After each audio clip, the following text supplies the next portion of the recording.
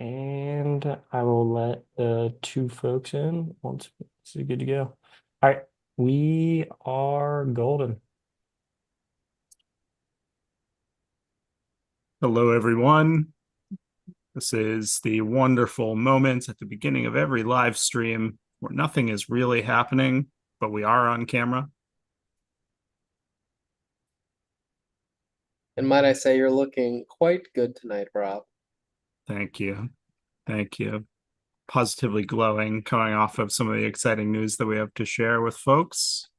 You would never know that you were a wee little man standing at the impressive stature of five A foot four. full feet.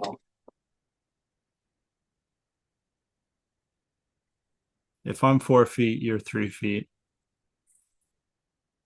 Call Jared. I have a friend who makes me stand a couple feet in front of him whenever we take photos, so I don't appear too tall next to him. How ironic. Hi there, Mike. How are you? See a DG in the call as well. We're going to give folks just a couple of minutes to join here. We had quite a few RSVPs for this call.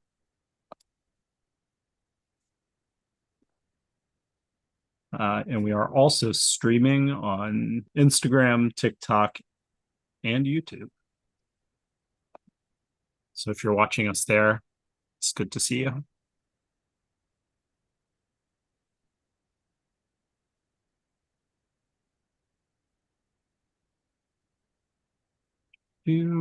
If those of you who are already here would like to use the chat box to let us know where you're calling from. I know Jared's in New York and I am in Cumberland, Maine.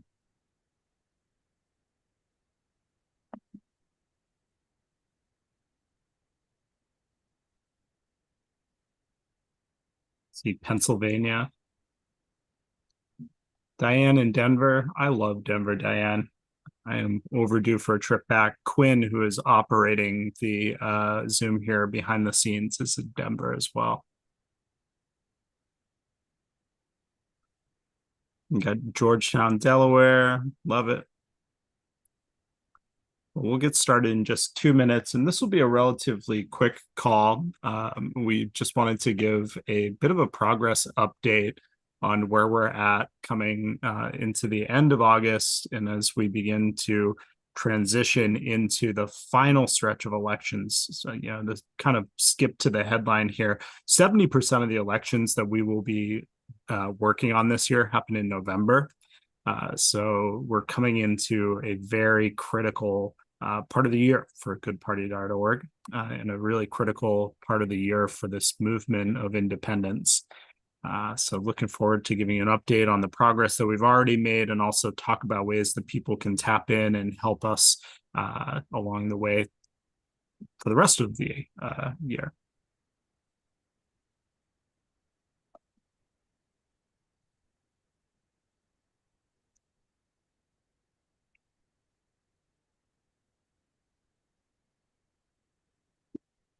I'll get started right at 6:05 promptly.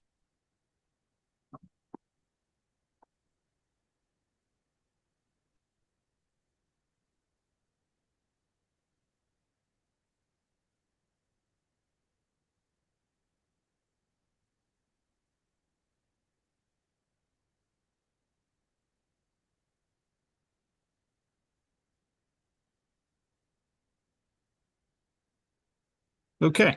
Well, first of all, my name is Rob, and I'm the head of field and mobilization here at goodparty.org. If you've ever been on a candidate training call, you've probably seen me there or some of the AMAs that we do. This call is going to be really similar to those calls, but in a sort of condensed format. And as I always do, I want to invite people, if you have questions throughout this call, use the chat box to be able to submit those. I'll try to kind of weave them in throughout the presentation. That will be the easiest way for us all not to be talking over each other. Quinn is also going to be pulling questions from Instagram and from TikTok as they come in, and he'll message those to me directly so I can work them in. But without further ado, as I said a moment ago, the focus of this call is just to provide a quick update on goodparty.org's progress to date. In terms of how we've done with the campaigns that we had early in this year, and also talk about the transition that we're about to make into really the busiest time of year. 70% of the elections that we're working on are going to happen in November, as we circle the November election dates.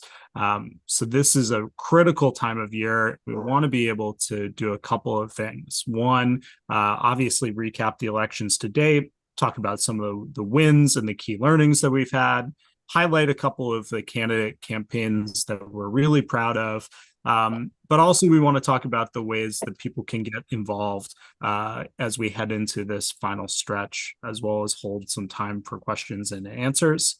I think this call will probably go about 30 minutes from start to finish. But it's possible it'll go shorter, and we are happy to stay here a little bit longer as needed. But this feels like a good time to introduce my colleague, Jared. Jared is our political director. And Jared, I'd love for you to start off with just sort of a brief summary of some of the milestones that we've hit so far in the year, and also kind of talk about, just what Good Party has been doing to support these candidates. Yeah, so like you said, Rob, 70% of the races that will be occurring this year are taking place on November 5th. That's sort of the big anchor date that everyone who's following politics has got circled on that calendar. It's also obviously when races like the presidential election are going to get decided. But for those who are already familiar with the work that we do at goodparty.org, we focus a lot on races that are not necessarily the presidential election. We look for races that are really local, really important, where a lot of the meaningful work that is done in people's day-to-day lives are taking place. Offices like city council, school board, mayors, and a lot of those elections actually happened earlier in the year. So we had, to date, 635 elections, primaries and general elections already take place, including 257 general elections, of which we've won 110 of them. And what that means is that 110 people who came into goodparty.org, who discovered us, who felt that they were aligned with and our mission to make people matter more than money in our politics was something that took hold and resonated with them. They've actually already completed their election. They're in positions of service in their local communities. Regardless of what happens on November 5th, they're already going to be doing the important work to lead in their communities, and to also show that it is possible to run a competitive political campaign without the support of one of the two major parties in your camp. We had a ton of races just come to a close in the month of August in particular. Rob can see my hairline is receding. There's a couple of extra bags underneath my eyes. That's because 390 of the 630 elections year to date took place, or sorry, 635 elections year to date took place over the last 30 days. And we saw a really tremendous improvement even on what we were expecting headed into the year, winning 172 of those elections. That's good for a 44% win rate, which when we came into the year, we sort of took a conservative stance of, let's try and win 20% of the races, knowing how difficult it is for candidates without the support of the Democratic or Republican parties to compete. And so we've effectively over doubled what we were expecting headed into the election year, and are finding ourselves with momentum and wind in our sails as we head into this big stretch of time going into the November election, where we have 2,106. As of this call, there's always more coming in, races that we expect to be contested when the polls close on November 5th. There are also some, I think, pretty meaningful and important milestones that have already been accomplished year to date that I want to highlight. We already have hit the 250 total election win mark when you include primaries and general elections, which is a meaningful milestone for us, knowing that we're nearly a quarter of the way towards a pretty ambitious goal that we set at the beginning of the year, 1,000 wins. We have had, in the month of August alone, it's a personal favorite of mine, over 1.8 million votes cast by voters in their community for goodparty.org candidates. And year to date, over 2.3 million, votes cast for goodparty.org candidates running up and down the ballot year to date. That's a lot of people who are meeting our candidates, who are finding meaning in the races that they're running, and ultimately casting their ballot, which is a pretty precious thing in the minds of most people, in support of people who are independent, people-powered, and anti-corruption. That's phenomenal. I'd love to highlight too some of the ways that our volunteers are contributing to these races, and some of the impact that they have had. I know offhand that the team that has tapped in to help with texting has this year sent over 1 million text messages to voters in support of goodparty.org candidates. What are some of the other ways that you've seen volunteers be involved in sort of the effects of that involvement on our candidate races? Yeah, look, we have a pretty mobile and active volunteer network, both people who are lending their talents through our Discord community, which Quinn, who's on this call, has really helped lead, who are helping our organization in being more effective and efficient in how we service candidates, even just by gathering pieces of information about the races that are being run and helping the politics team do its job better and ultimately supporting candidates. And helping us capture election results, which is a really important job, right? How are we able to understand the work that has gone into these races and be able to communicate with candidates to understand how their races are taking place? And then the most meaningful, which you alluded to, Rob, is the work that they're doing actually to support the candidates. So selfishly, I highlight the ones where they're making the volunteers are contributing to the work that I do every day. But there are people helping send out text messages and replying to people to help get out the vote for candidates, who are in the Discord community actively encouraging and sharing ideas with the candidates who are in there, who are often seeking the support of people who are constituents or people who care about this space. We have some people who are even lending through their businesses support to our candidates. We have a person who I should call out, Tom Tucky, a friend of the org, who has made it possible for candidates at scale to achieve things like getting yard signs designed and distributed, which is oftentimes an important piece of a campaign that some candidates aren't able to resource or aren't able to even design. So both sort of traditional political actions like getting out the vote, helping us oversee the elections process, and even some creative outside of the box actions are being taken almost every day in our orbit, and it makes a huge and meaningful impact on our candidates and our whole team as we are trugging towards the big movement and big moment on November 5th. I'm sure there's going to be more at scale, and we'll be eager to see those people make the contributions that I know they care about, and will have a big impact on our organization's success and the movement writ large when the dust settles on this election. Awesome. And in terms of previewing some of the upcoming races, or maybe call a couple of your shots, are there any candidates or outcomes that you're really excited about, or maybe hopeful would be a better word than excited? Oh God, there are a lot of races.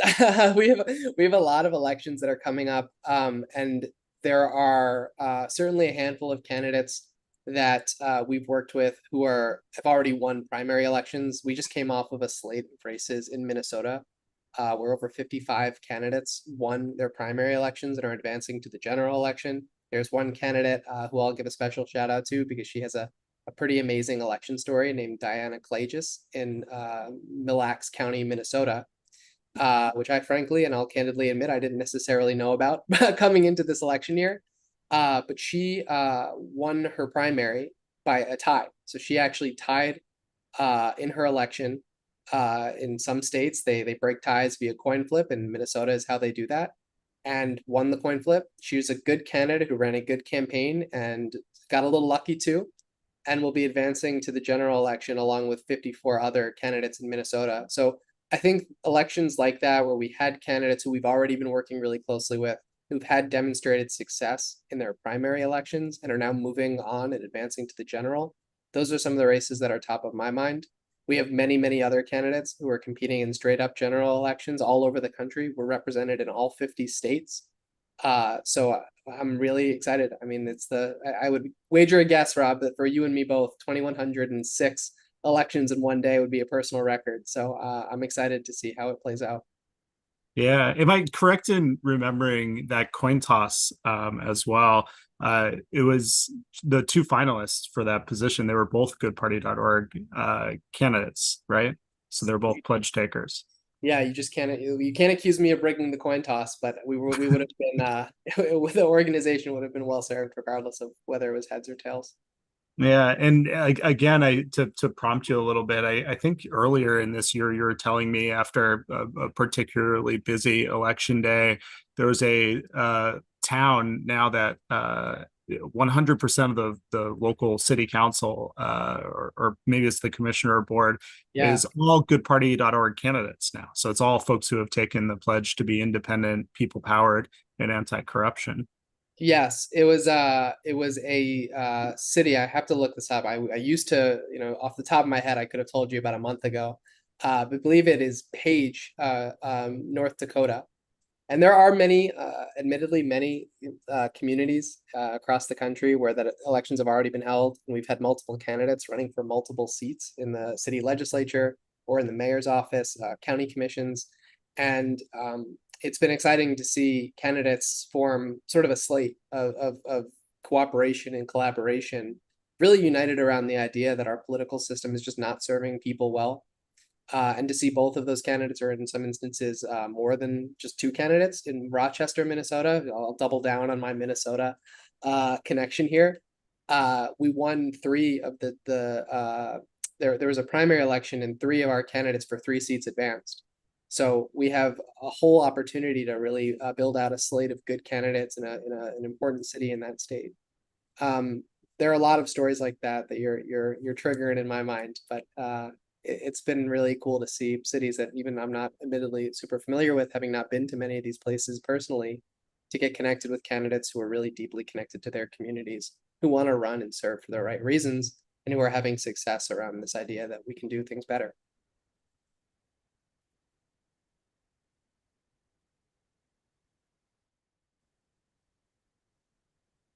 I think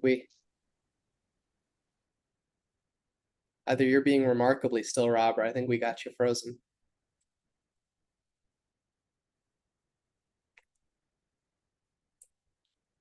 Mike, I can see you moving. I think that means that it's okay.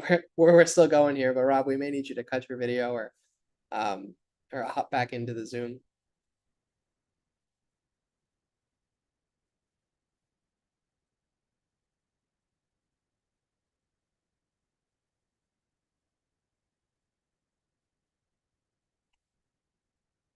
He is moving for me now. Okay. Well, he was for a second, but Technical difficulties aside. There he is. there we go. Yeah, sorry about that, guys. Internet is cutting in and out here. Well, I want to go ahead and pivot the conversation as it is, anyways. I will point out as one last small highlight.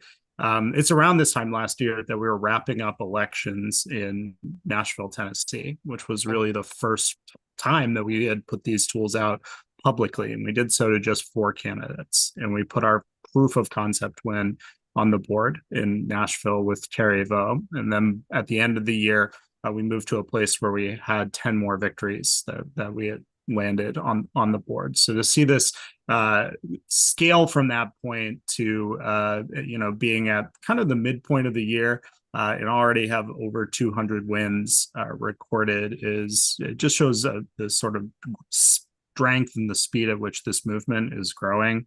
And the idea that we could be talking about 1,000 wins, looking at the numbers that we have coming with elections in November, is really exciting. And it's a testament to the folks who have helped with volunteering, the folks who have decided to run for office themselves, and the people who have made our community online such a really great community. So a bit of a round of applause for everyone who is on this call and who has contributed in some way. Jared, I'd love for you to talk a little bit more about some of the key goodparty.org certified candidates. Highlight just a couple of who these winners have been, or some of these candidates that you find yourself rooting for, and just put some faces to names for some of the people who are running for office. Yeah, we had, like I said, 256 candidates win elections this year. So I almost feel shortchanging by pointing out only a couple of them. But there are a couple of candidates who, I've personally had the opportunity to work really closely with, and who I'm eager to see as they transition into service. Folks like Anthony Gutierrez, who ran for office in Kennesaw, Georgia, who is now an incumbent city council member after winning a special election. There's a woman named Rachel Stone who ran for a school board seat in Georgia, and in Gwinnett County, Georgia, I should say, and happened to come in second in her primary election against a really entrenched incumbent, forcing a runoff that caught the incumbent by surprise, and then ultimately winning a really narrow runoff election to take that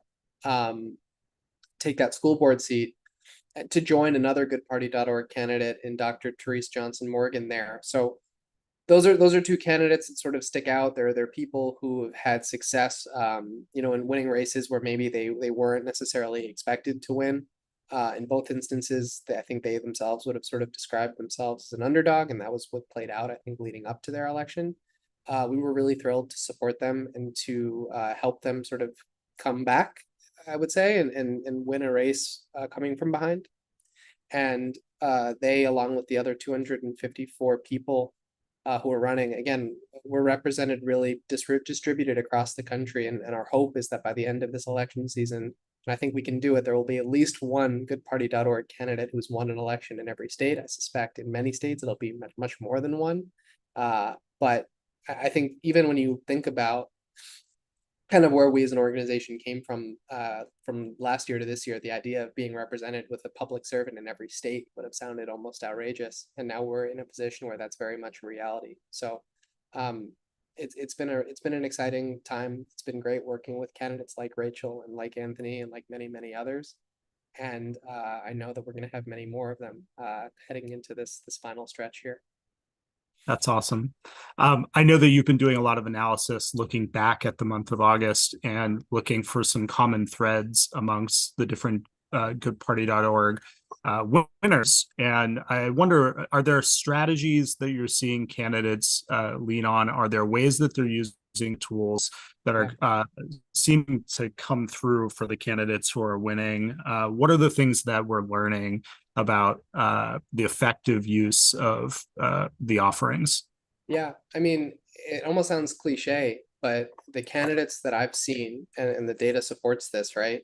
The candidates who are using goodparty.org's Pro Tools in particular, meaning they're getting access to voter data and insights and information on how they should go about their campaigns, that are using our AI tool to be able to generate the content and the strategic information they need to be able to help communicate with voters, and who are doing the hard work of making touches to voters, whether that's sending out peer-to-peer text messages, whether that's sending out phone calls or volunteers to doors.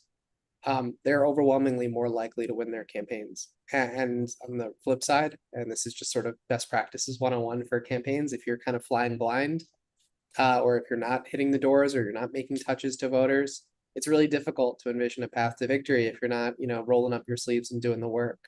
In the past, that expression, by the way, flying blind, means not having access to voter data. And it's a problem that you and I think, both gravitated towards solving when we started working here at goodparty.org. And I'm really proud that the goodparty.org Pro tier exists, because it's a really nominal fee, relatively, of $10 per month, that ensures that no candidate will ever have to fly blind again, because they'll have access to that data. And by opening up the doors to that information, I think we've made a meaningful impact in sort of leveling the playing field between the parties who give this information oftentimes at no charge to their candidates, and independent candidates who either have to pay pretty large fees in order to acquire the information or risk not having it at all. So that's a humble pitch for any candidates who are listening. Access those tools.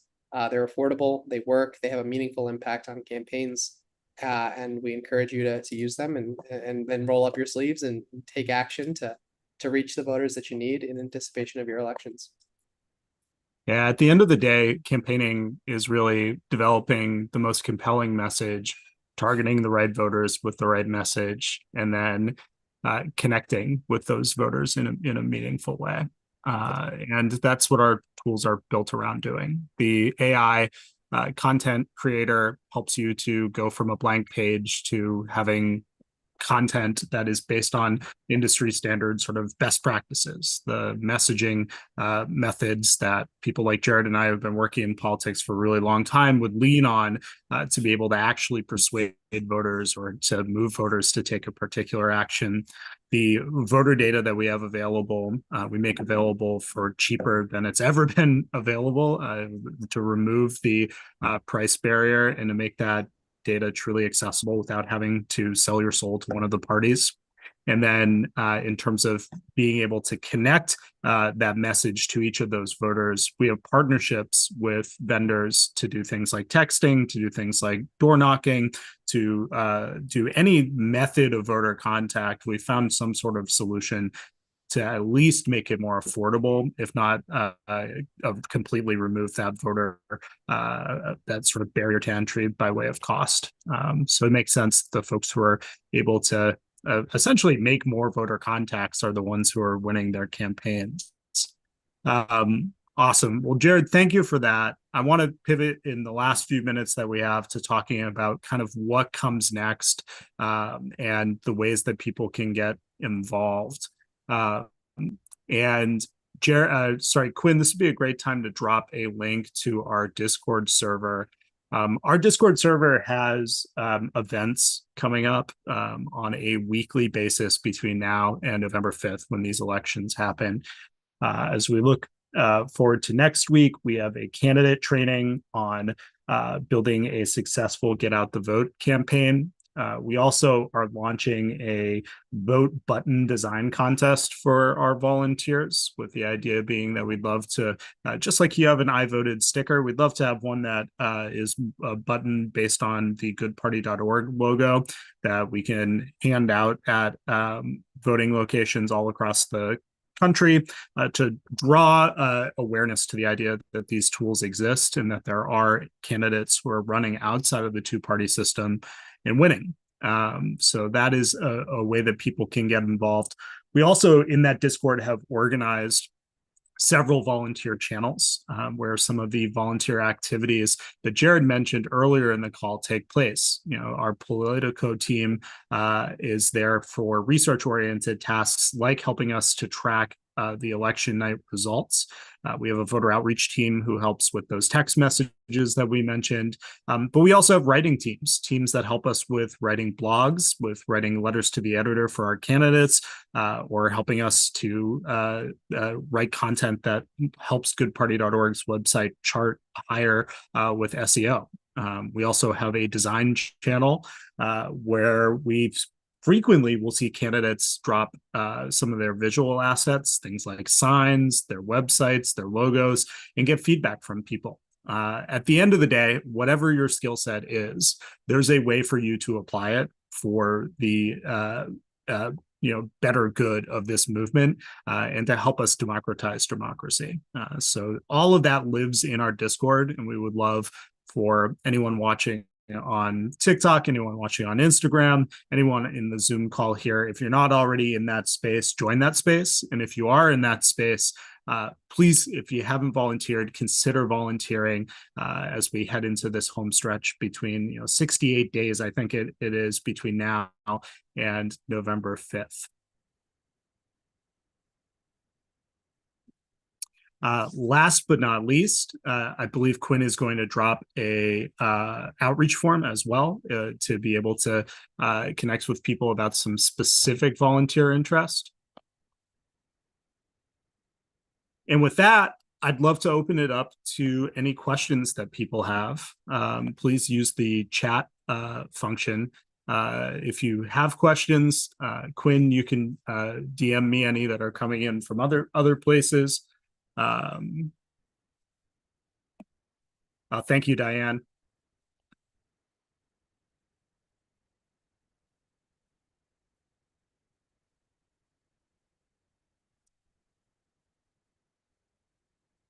But if we're not seeing any questions come in, I'm happy to end the call exactly on time at 6:30, 30 minutes in and out, just like we said. But thank you all for spending 30 minutes with us to let us talk about the kind of exciting growth that we've seen in this movement, the sort of short and sweet version of this is we have more candidates than we ever expected at this point. We have grown faster than we expected. We're winning races at a higher rate than we expected. And we're on track at this point to put, hopefully a record breaking number of wins for independents on the ballot in November. So thank you to everyone who's been a part of this journey. And if you haven't volunteered, now is the time. We need it more than ever because that is the secret weapon that we have for helping these candidates make those voter contacts that drive up the chances of them winning. Great. Well, without further ado, we'll let everybody get back into their evenings. Thank you all. We'll talk again soon. Cheers.